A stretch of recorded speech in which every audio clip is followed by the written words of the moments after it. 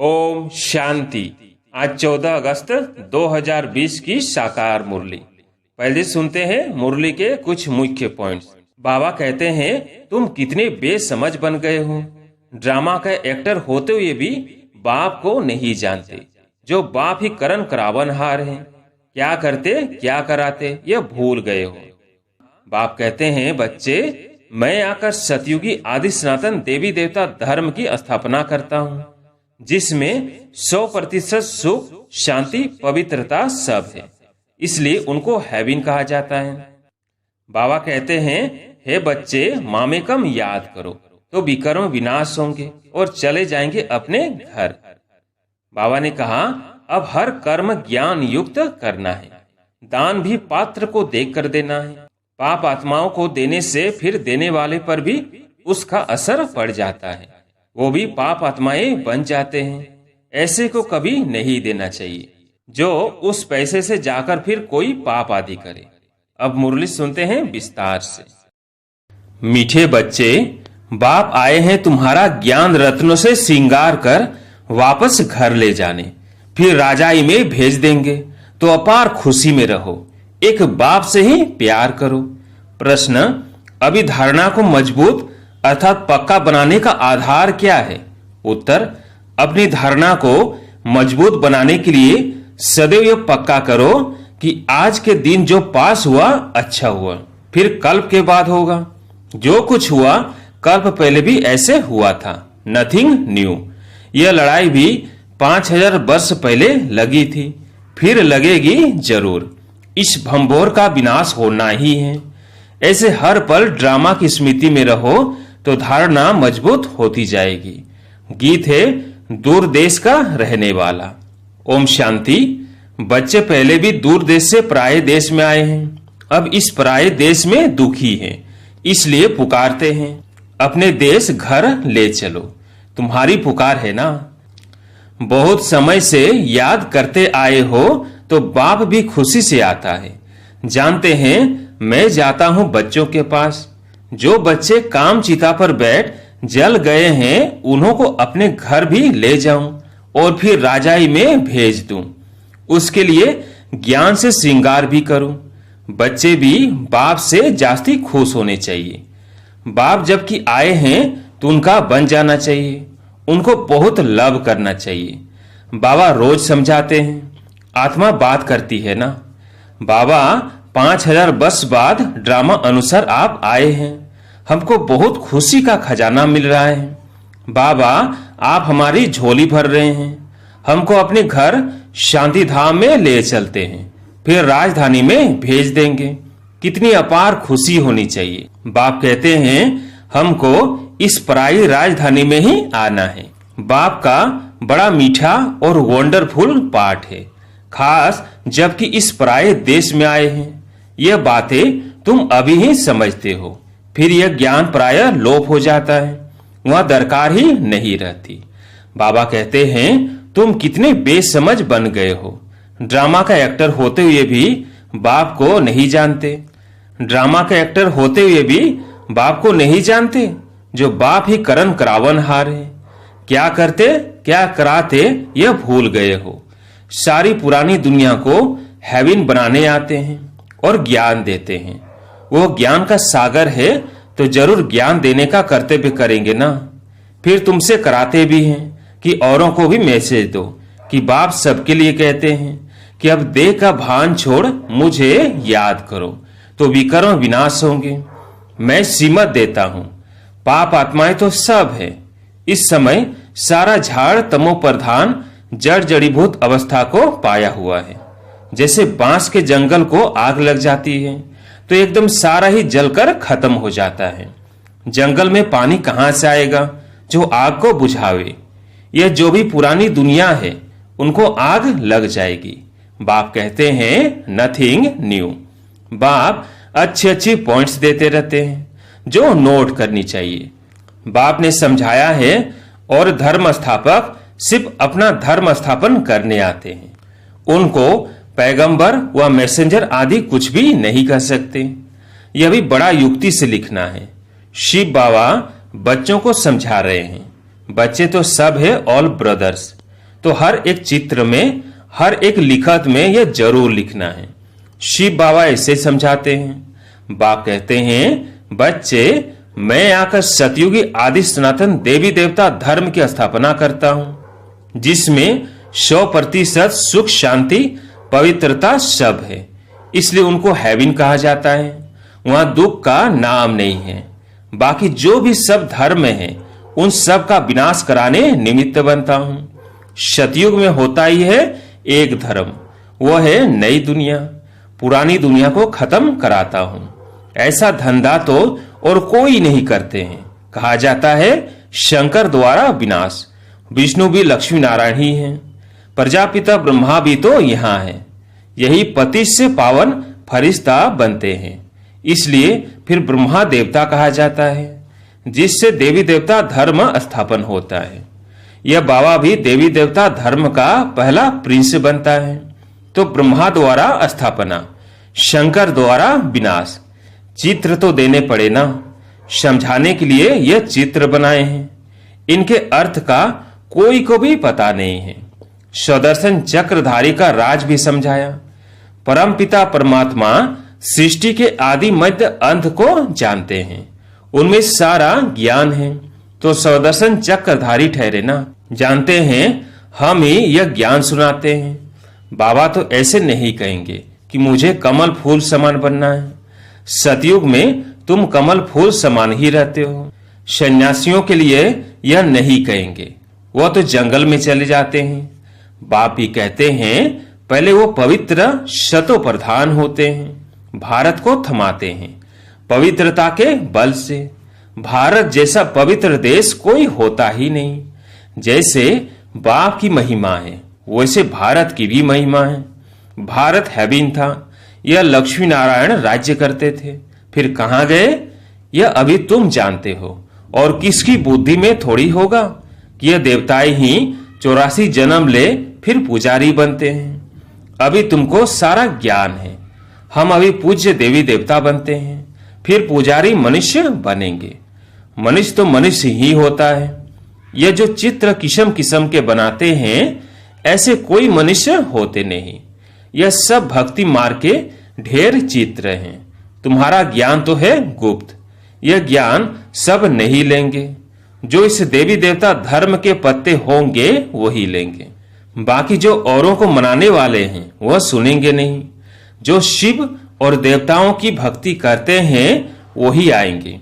पहले पहले मेरी भी पूजा करते हैं, फिर पुजारी बन अपनी भी पूजा करते हैं। तो अब खुशी होती है कि हम पूज्य से पुजारी बने। अब फिर पूज्य बनते हैं। कितनी खुशियां मनाते हैं।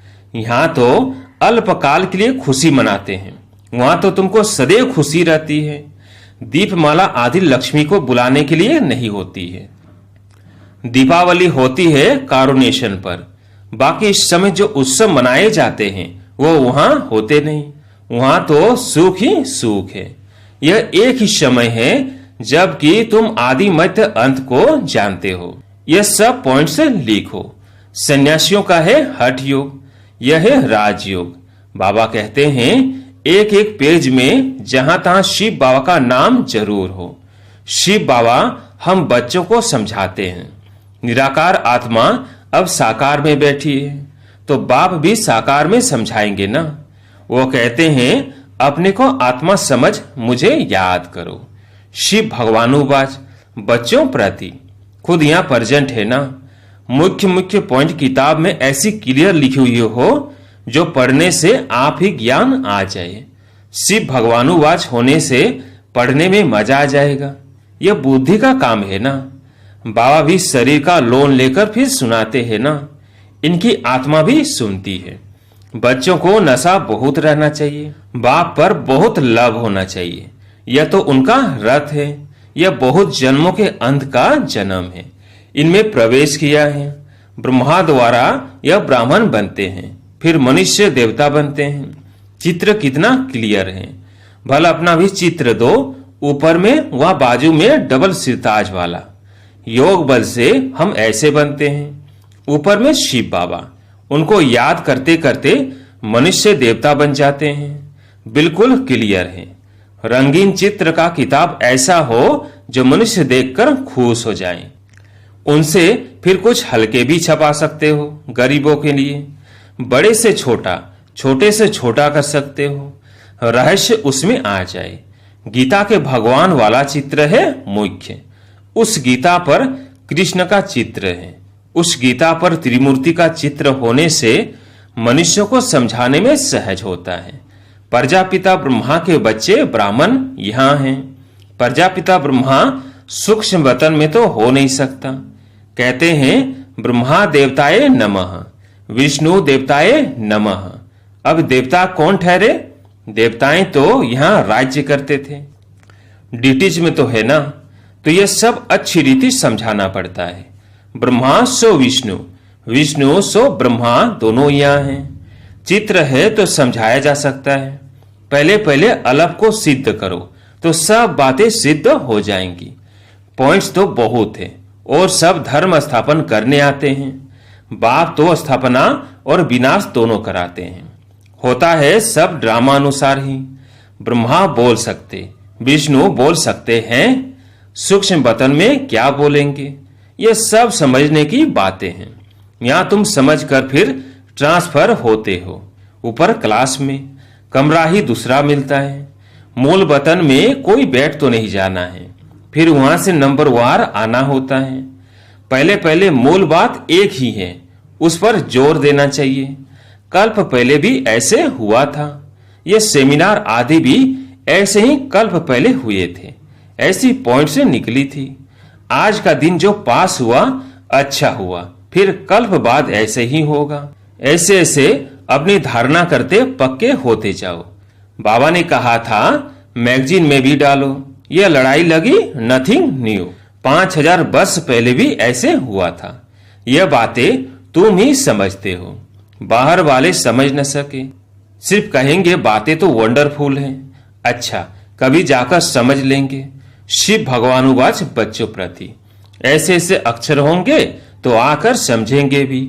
नाम लिखा हुआ है प्रजापिता ब्रह्मा कुमार कुमारियां। प्रजापिता ब्रह्मा से ही ब्राह्मण रचते हैं। ब्राह्मण देवी देवताएं नमः कहते हैं ना। कौन से ब्राह्मण? तुम ब्राह्मणों को भी समझा सकते हो ब्रह्मा की औलाद कौन है। प्रजापिता ब्रह्मा के इतने बच्चे हैं तो जरूर यहाँ एडाप्ट होते होंगे। जो अपने कुल के होंगे वो अच्छी रीति समझेंगे। तुम तो बाप के बच्चे हो गए। बाप ब्रह्मा को भी एडाप्ट करते हैं, नहीं तो शरीर वाली चीज आई कहां से। ब्राह्मण इन बातों को समझेंगे, सन्यासी नहीं समझेंगे। अजमेर में ब्राह्मण होते हैं और हरिद्वार में सन्यासी ही सन्यासी हैं।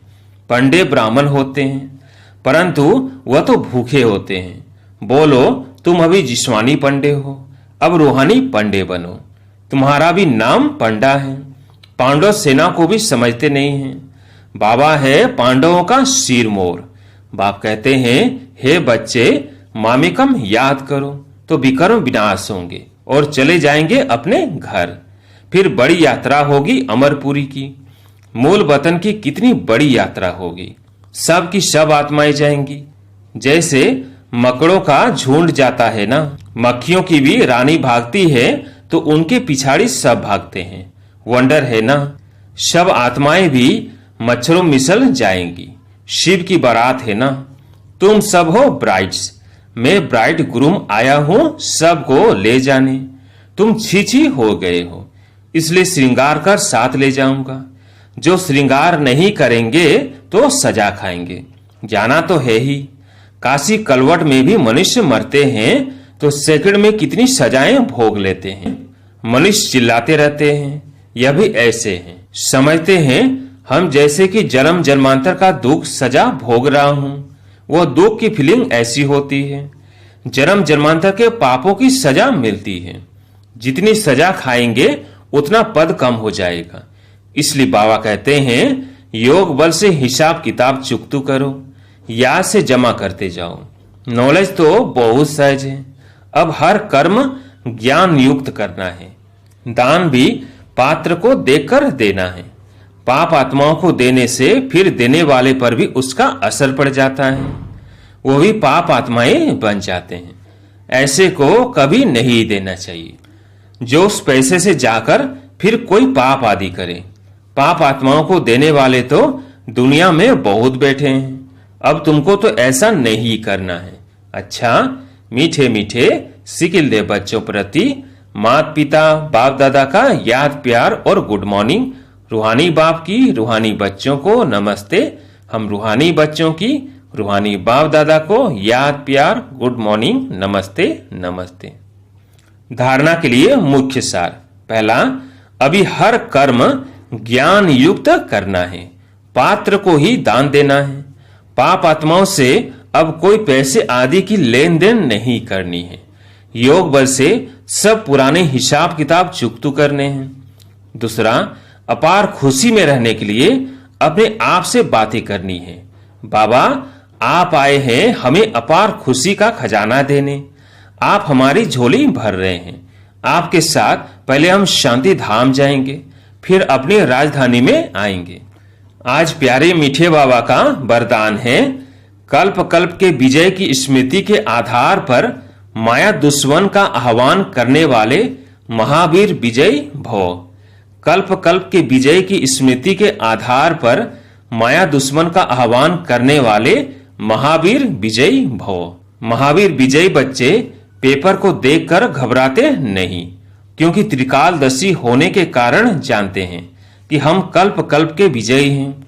महावीर कभी ऐसे नहीं कर सकते कि बाबा हमारे पास माया को न भेजो, कृपा करो, आशीर्वाद करो, शक्ति दो, क्या करूं, कोई रास्ता दो। यह भी कमजोरी है। महावीर तो दुश्मन का आह्वान करते हैं कि आओ और हम विजयी बने। स्लोगन, समय की सूचना है, समान बनो, संपन्न बनो। अच्छा, ओम शांति।